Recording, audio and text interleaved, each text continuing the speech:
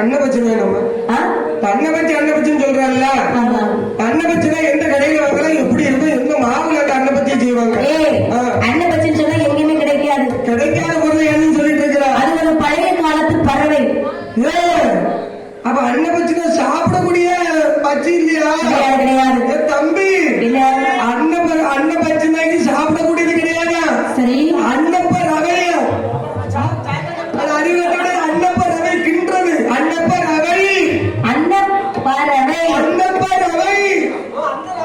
ஆமா, நானும் பச்சையோடு நினைச்சு ஒவ்வொரு கடையா கேட்டிருக்கிறேன்.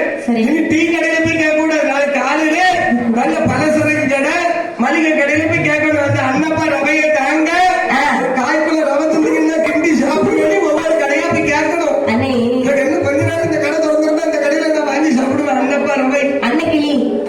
அன்னைக்கிளி கேள்விப்படுத்தீங்களா? ராசக்கிளி அவங்களுக்கு தெரியும், இது என்ன அன்னைக்கிளி? அதாவது அன்னபட்சின்னு சொன்னா அது ஒரு பழைய காலத்து பறவை. புது காலத்துல கிடையாதா? இப்ப உள்ள காலத்துல கிடையாது. ஏன் கிடையாது? பஞ்ச பாண்டவர் காலத்துல இருந்ததா சொல்றாங்க. அவங்க பஞ்சம் முடிச்ச பாண்டவர்களா?